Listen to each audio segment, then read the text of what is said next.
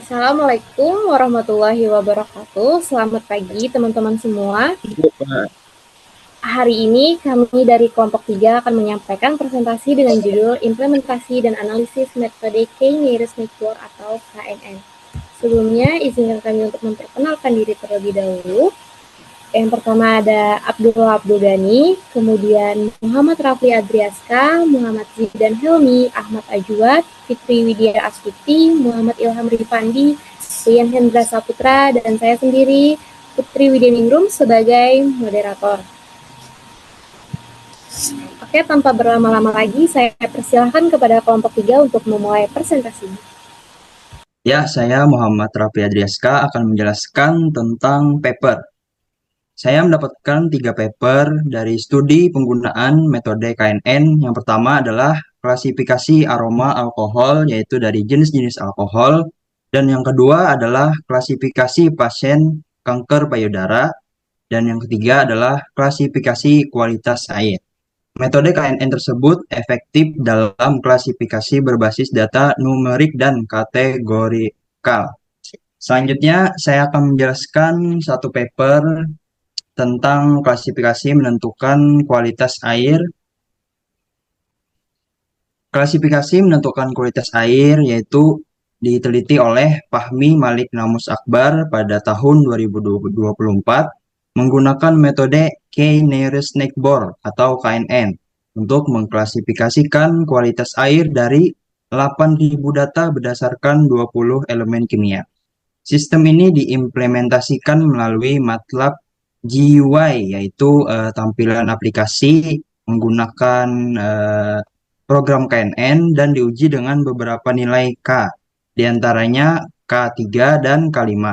Hasil menunjukkan bahwa KNN dengan nilai K tersebut memberikan akurasi tinggi dan sesuai dengan perhitungan manual. Dan kesimpulannya, KNN terbukti efektif dan efisien dalam mendeteksi potensi kontaminasi serta mendukung pengambilan keputusan terkait kualitas air. Mungkin sekian penjelasan dari saya. Baik, di sini saya akan menjelaskan tentang pre-processing data. Apa itu pre-processing data? Pre-processing data adalah menyamakan skala setiap atribut agar metode KNN dapat bekerja secara optimal, yang dimana akan mentransformasikan setiap atribut yang tidak memiliki nilai dalam rentan tertentu atau nilainya tidak beraturan. Seperti dalam kasus kami, yang dimana atribut usia dan penghasilan tidak memiliki kategorinya, maka akan ditransformasi menjadi kategori umur, dan atribut penghasilan ditransformasi menjadi ke dalam kelas penghasilan seperti penghasilan rendah, sedang, tinggi, dan sangat tinggi. Atribut lain seperti status, kelamin, sudah memiliki kategorinya tersendiri sehingga tidak perlu ditransformasi lagi. Next. Baik, di sini ada contoh kategori atributnya, yaitu atribut usia, yang dimana Batita 0 sampai 3 tahun kategorinya 0. Balita 4 sampai 5 tahun kategorinya 1. Begitu juga seterusnya. Jadi, misal ada data yang usianya 3 tahun, maka saat ditransformasi datanya berubah menjadi 0. Seperti contohnya ini di sebelah kanan ini ada data sebelum transformasi dan data sesudah transformasi. Yang dimana data yang paling atas itu adalah usianya 32 tahun. Maka kita lihat di tabel kategorinya, usia 32 tahun itu masuk ke kategori mana.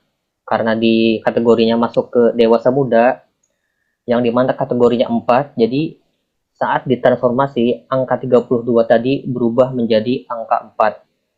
Dan begitu juga untuk data seterusnya. Next. Baik, itu saja dari saya.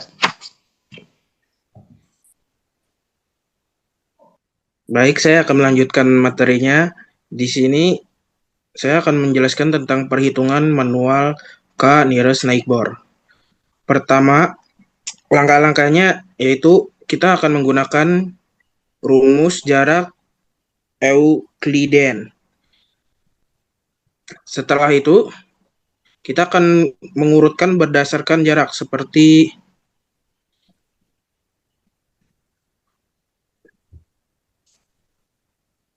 angka 5. Oh iya, mohon maaf, maksudnya berdasarkan jarak terdekat seperti 3 dengan 2 lalu dengan 1. Untuk langkah selanjutnya kita akan pilih data terdekat, misalnya K-nya adalah 5.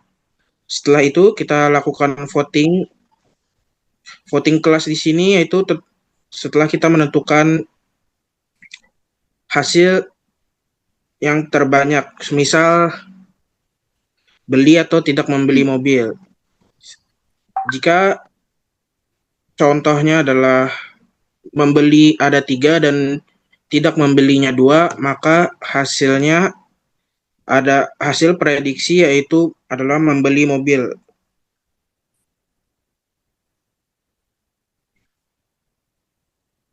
Sekian penjelasan dari saya. Terima kasih.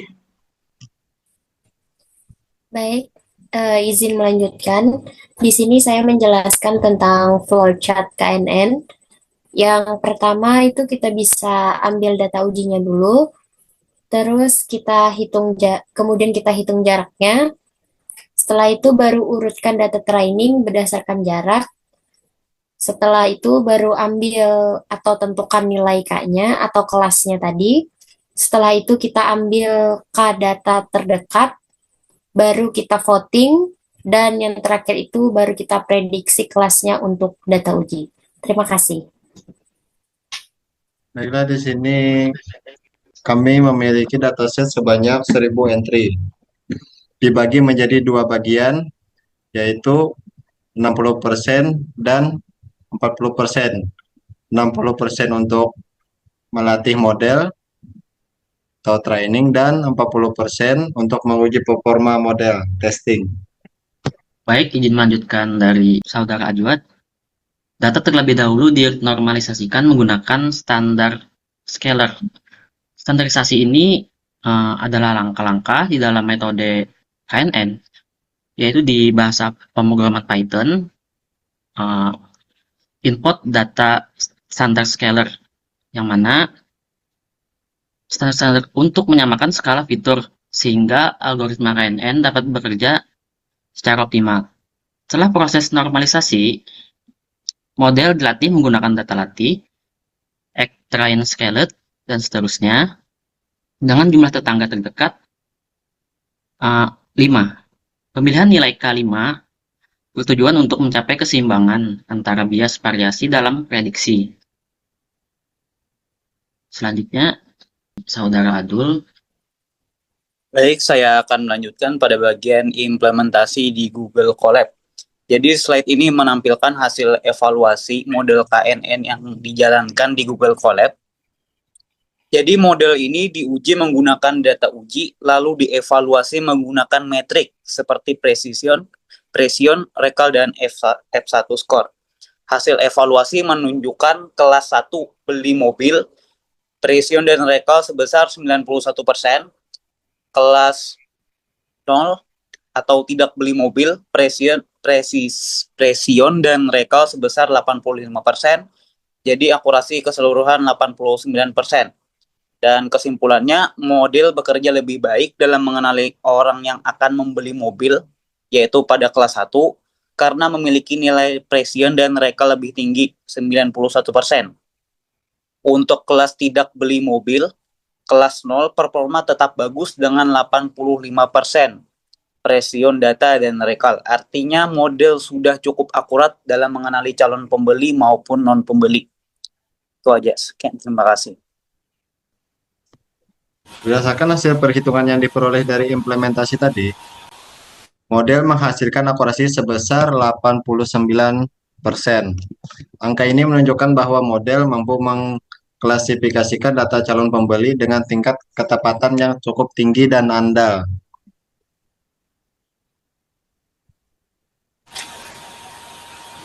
Terima kasih kepada kelompok 3 atas penyampaian materi yang sangat jelas.